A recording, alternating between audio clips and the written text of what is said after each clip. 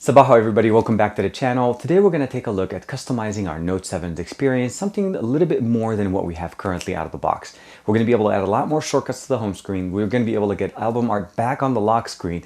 Also, we're going to be able to change the notification shade to look a little bit closer to AOSP. This is TK. Let's go ahead and check out Good Luck.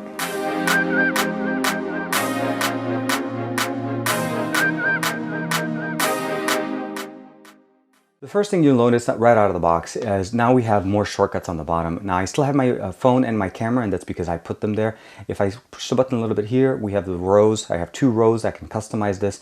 I can delete things. I can add things. I can reorganize things the way I want them. I can even change the grid size, so I can go more bigger fonts or bigger icons, and it'll give me bigger rows, and just it can take up to a whole page. I don't want to do the entire thing.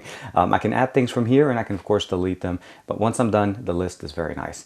Unlocking our device is pretty much the same. You just use your fingerprint or whatever mechanism that you have, and it's not that, it doesn't end there. If you go to the Recents app, we'll go here, you'll notice our recent stack is pretty much the same, but I still have access to all of these shortcuts, and I'm able to open them up in a multi-window way. So if you notice these little things that have multi-window, I can press and hold and then open it up.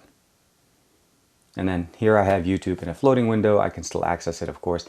I don't need it right now, but again, I can do that directly from the Recents app. Not to say that we couldn't just do that there. This is something that was available to us before, but the ability to have that as part of our shortcuts. So let's go ahead and just say here, and then close. And then we're still able to interface and then use all the different functionality for multi-window. The other thing you'll notice also is when you bring down your notification shade. It's a little different. The color scheme is different.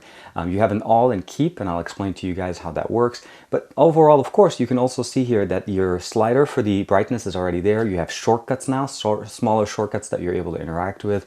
If you expand it all the way, it looks closer to AOSP. Very nice. You still have access to all the different settings, and you can customize the way this list is placed. Last but not least, we have all and keep.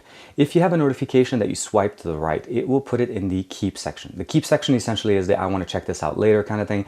So you can swipe things to the left, you can swipe things, and then that removes them permanently out of your system. Most of the time when you bring down your notification shade, you'll notice that it'll automatically go to all, and you can always come back and check out on your keep.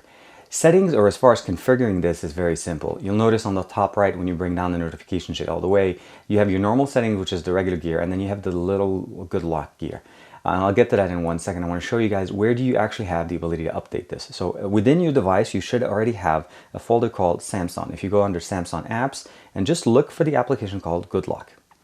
Now, Good Luck by default is installed. If it is installed on your device, you just need, it'll show you an update to install it, and just basically say update. Or if you don't, just go ahead and install it, and then as long as it's compatible with your device, it'll show up there, and you'll be able to access it. Once you have it installed, it'll show up in your app drawer as an application. Again, you can access it in 2 different ways. You can either go directly from the settings on the top, or you can look for the application. The options that we have here have been greatly increased since the last time I did a video for you guys. The routines is the way we customize this. By default, you can customize one, you can have one. You can change the way the clock looks like. There's different settings here. You can go next. You can change the different colors, and they're telling you here that you can switch between the colors and different ones. Of course, you can go back. You can even go, and then again, whatever color you decide to choose, you can swap. You can do whatever you want, and it gives you kind of a preview. And then you go next. And last thing we also have is the ability of interacting with widgets on our lock screen. Pretty much sets my routine. The other thing here, as far as lock screen, we have the ability of turning on colored wallpaper, colored clock widget, and then this one, if you just turn this one and keep the 2 on top off, it gives you the ability of getting album art back on your lock screen, and I'll show you what I mean.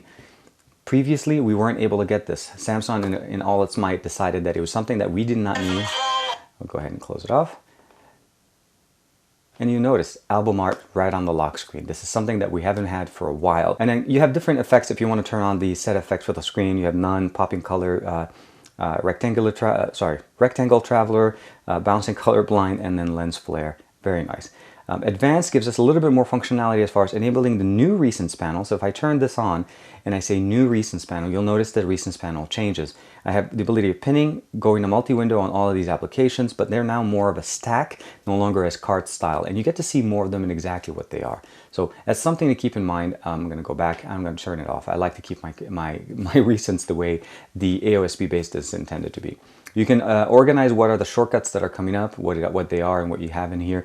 Of course, you have the ability of turning on the app tray in the recents app, which essentially is this little option that I was talking to you guys. And then, of course, the blur effect. Whenever you bring down the notification shade, it does a blur effect. Silent with volume down. We have the ability now of going to, with volume, if we go all the way down, the ability to go silent, which is something that's very nice. Again, that's little things that we normally don't get within the UI.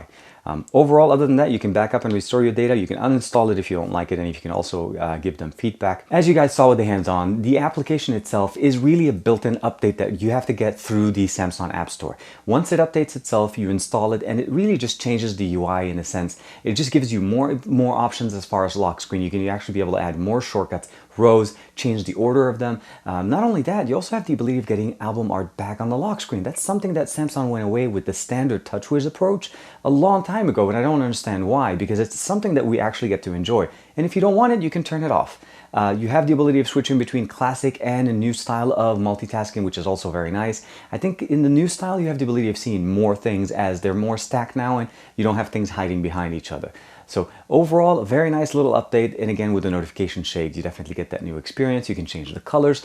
You can still install themes and use them. It just, now it works, and I think, in my opinion, looks a lot better, and something that I'm happy to see that comes back to it. Now, this was working on the S7 and the S7 Edge. I did a video on this a long time ago, but it just recently got updated as of yesterday for the Note 7 because it wasn't compatible with the new system. Now it is. So if you have a Note 7 or you're thinking of getting a Note 7 and you weren't so sure about the UI, now you can fix it. Like and subscribe as usual. Let me know what you guys think in the comments below. Thank you very much for the support, and I will see you guys in the next one.